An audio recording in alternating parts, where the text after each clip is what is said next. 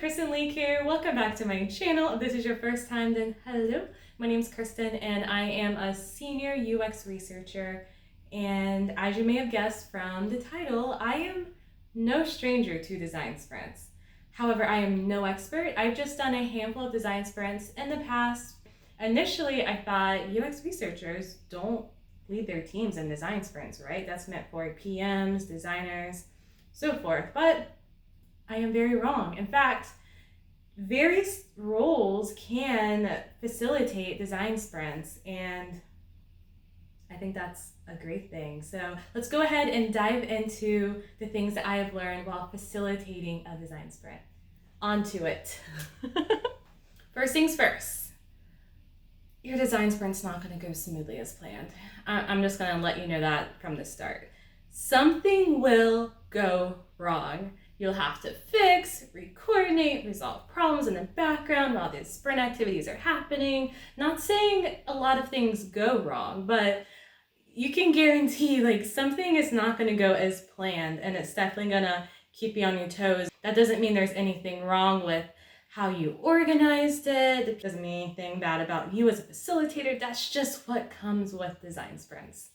But second thing, your time management's gotta be on point, especially because things go wrong, right? So you just have to keep things flowing constantly, because while you're facilitating, you're also participating, right? So that means you're gonna be doing a lot of multitasking, which requires keeping your eye on the clock.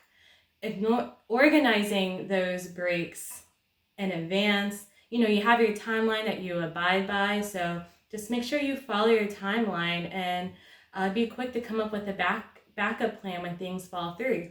So one of my experts couldn't make it to the time slot that I had them scheduled for. I had to improvise, and I had to make our time as valuable as possible. So what I did was I actually became the expert by sharing what I've learned by doing user interviews that pertain to our design sprint. And I feel like this is one of the beautiful things about being a researcher, is that you can contribute to the team like that, especially as a facilitator. So that's what I did in that instance. But there's also smaller things too that you have to keep your eye on. Like when we have those team discussions, we can go down those rabbit holes. So just being able to know when it's valuable and then when you need to kind of nip it and put it in what I like to call the parking lot to return back to later. So time management, you got to be on point for facilitation. So the third thing that I've learned about facilitating is what I mentioned earlier.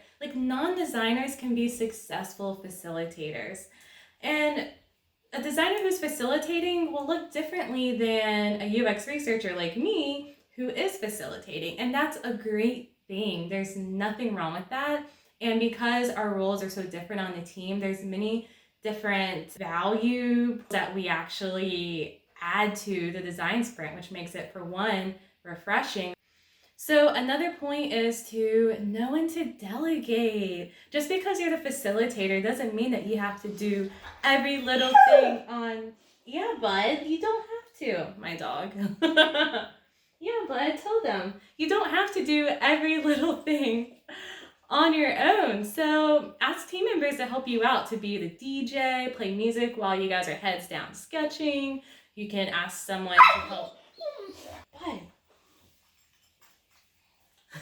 Sorry.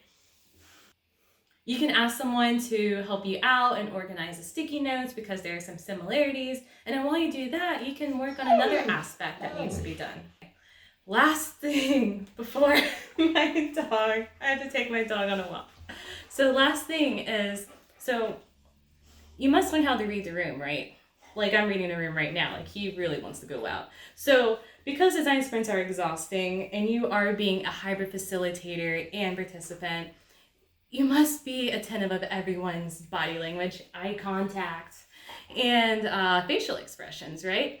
Especially that energy level. So for example, last example, and we'll go out. Example, if you start noticing your team is low energy, you really have to be flexible in your schedule, right? Ask them if they need an impromptu break. Just really, really pay attention to that energy, because you really want everyone to be engaged. It's just a part of facilitating again, and reading the room is something I'm still learning to do. But if you have a mentor, like I do with my manager during design sprints, it's really helpful. I guess I should add that as another thing I learned, is that it's good having a mentor, but that's a freebie, I guess. Anyways, I need to take my dog out, but I hope this was helpful. And good luck on your design sprint. Leave any comments below if you have any questions. Bye, guys.